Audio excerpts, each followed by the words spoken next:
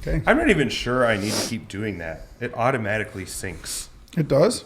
Yeah, but I'm too scared to... To not do it Not once, do and then it. you're like, dang it! That's off.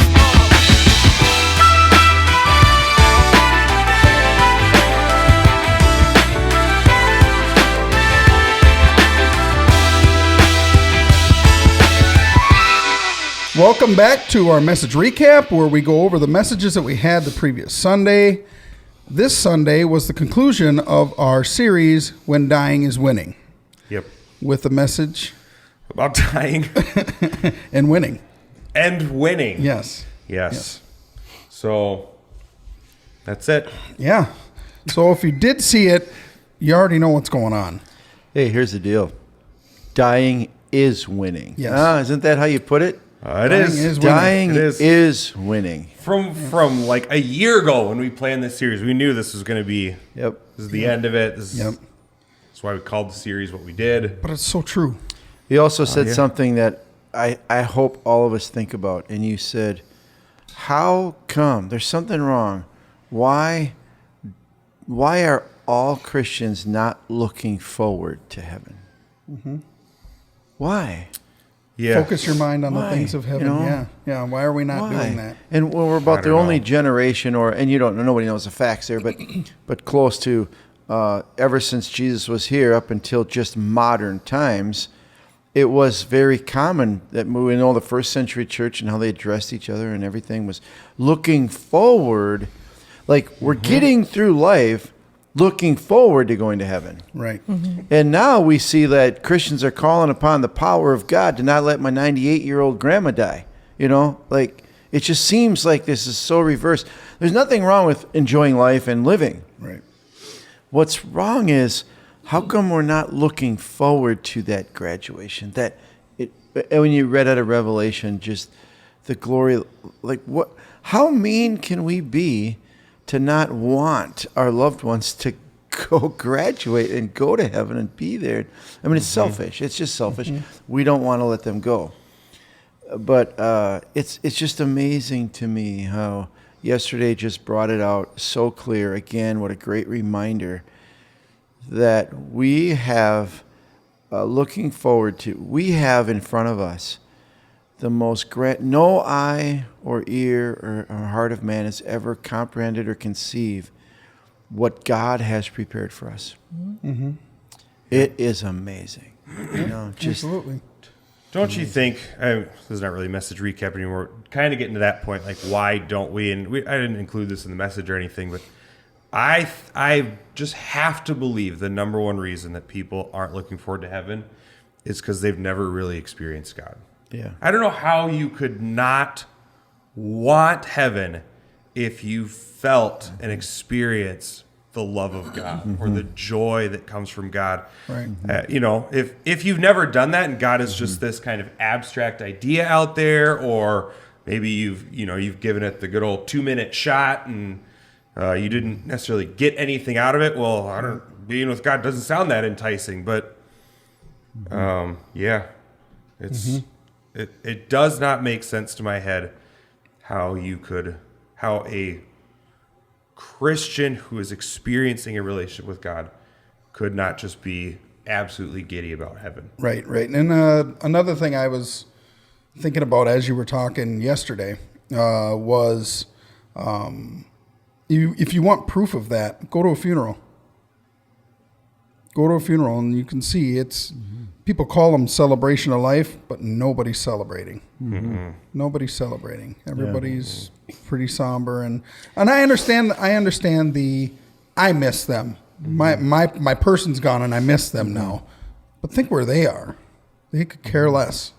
You know. I even think of course, loved ones, whatever. But most Christians don't even want it for themselves. Oh yeah, to for go sure. to heaven. You know, we'll try and do everything we can to get another 5 years of life. Like, Yep. what? I mean, why? Yeah, the example you had with this whole coronavirus thing is That's been really perfect. sad. Oh my gosh, I need to get all these things and I need to cut off the rest of my life and I need to not see people. I need to mask up and now I need to get 18 different shots and what? Why? So you can live another 2 years, maybe? Right. How much time are you wasting right now. And then even then, like, I don't know. I'm not all for like, let's speed this process up. But Some days you are. Come on. yes, okay. Some days I am. We call those days Mondays. But I cannot see the appeal to a Christian of wanting to extend their life, like, to me, what seems unnecessarily. Right. Especially when you have an ailment that even if Oh you come my out of it, gosh. it's not gonna your quality of life is not going to be what it was.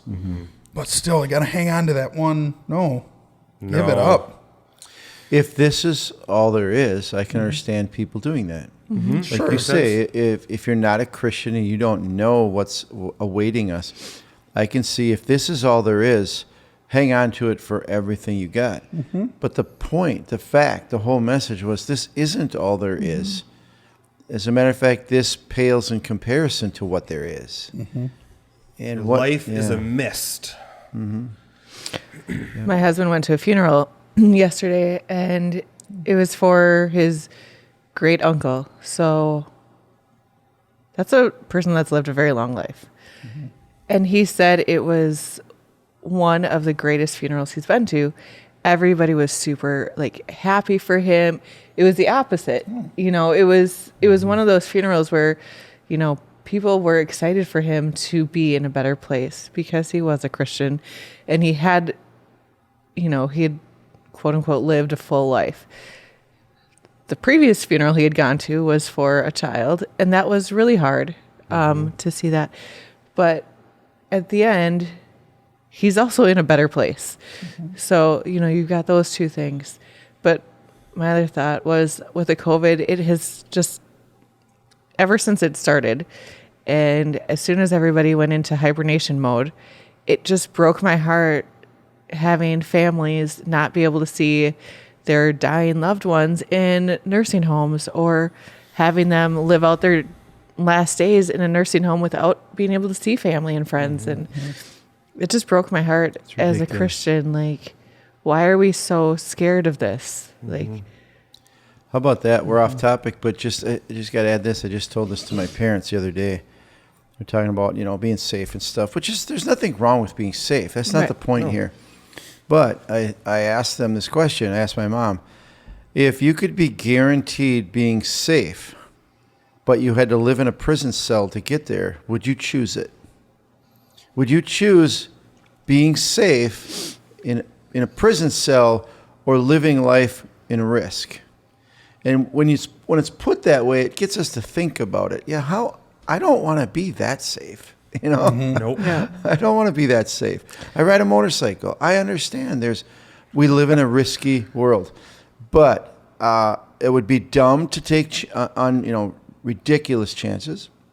Follow the rules of the road, be attentive, and you could die. That's right, you could, and be with God in heaven Could forever. die eating. Yes. Who you know, knows? yeah. You could die sleeping. Wouldn't that be the best how way I to feel. go? That would be. I think that's what everybody shoots for. Is like, I could just Didn't go in we my plan sleep. some pole barn party or something like that? no, we did not. No? No, Oh, we did okay. not. She wasn't invited. Just all drift off to sleep and wake up in heaven. Yep. Yeah, that'd be nice. No, she just refused to go. Oh, is that what it was? Okay. Oh, See you later, sucker. I think, oh, go There ahead. is a responsibility to Christians while we're alive to live for Christ. You read that. And that to live for Christ means to dedicate our lives to perpetuating the gospel, the proclamation of Jesus Christ as the Savior. This whole idea that's what we do. But I know I've heard a lot of people say, well, you know, it'd be irresponsible to die now. Yeah, but you're not really doing that anyway. You know, yeah, you know, I don't think you're missing the live is Christ, you know. So I did like at the very beginning of the message when you made the reference of perspective. And I think that's what it really comes down to. What's your perspective? You know, when you have, and we just had a conversation this morning. He had mentioned that at 35 years old, he now has gotten allergies. I think I have allergies. Dang it. Yep. And he's bummed about it. And I said, you lived 35 years without them. Think of that. You didn't have them for 35 years, so that's all right. You're getting them tail end. That's fine. I wanted to live 75 years without them. So Oh, well. and all of you know that on Wednesday, today's Monday, on Wednesday, I am going to Texas on a whitetail deer hunt. Shaheen could tell me to scrub bathrooms today. I wouldn't care because on Wednesday, Oh, I'm Some going. notes. Hold on. I'm going to Texas whitetail deer hunting. Bathroom needs And cleaning. and I was just talking to my son Eric this morning. I said, I've been looking forward to it so much. I think I'm going to be disappointed when it's over. And he said, that's okay. A week after we're home, then we're going to Canada whitetail deer hunting. So, okay, we're good. Yeah. So when is Kevin speaking? In between there. Oh, yeah. There's a gap in there. There's a 1 week gap. I Oh, would cancel my everything to have an opportunity to speak on a Sunday, except for deer hunting. I guess it's the only thing, okay? It's fine. It's the useless part of the year. Well, Your friend never calls anymore. No. Where's that useless pastor? Yep. He knows. He don't ask it. Just knows. He just calls me directly. Oh. Where are you hanging in a tree somewhere? So, when dying is winning. When dying is winning. I would just encourage everybody to watch the message twice, watch it by yourself, and contemplate it. Especially when you're reading through Revelation there, and just these things that John he's doing his very best to put it into an English language or a human language that we could understand. The brilliance, the magnificence, the presence of God. I love when he says, "There's no temple there."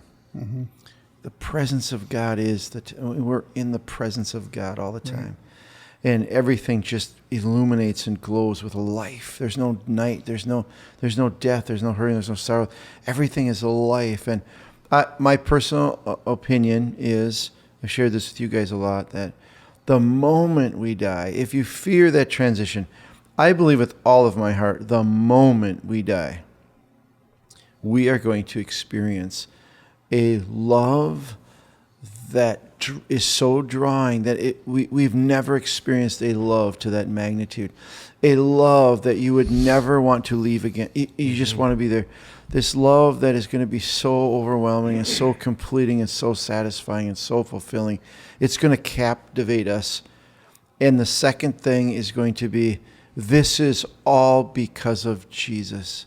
Has nothing, I don't deserve this or earn this, or I am experiencing this because of Jesus. And I this is my personal belief, and I think I could back that up with a lot of scripture, maybe not a verse, but I just think dying is winning for a Christian.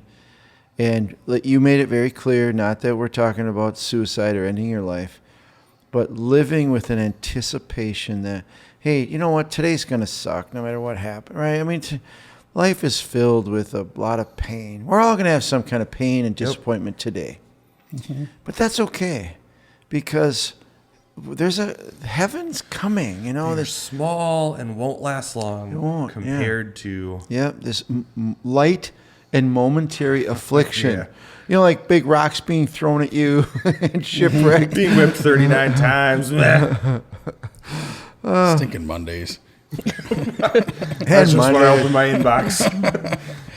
If today you're at work and there's just an unfair circumstance and you're not appreciated and you're used and even taken advantage of, just ponder for a moment. It's okay, because it's only going to last 50 years or 40 years or whatever. It's very short.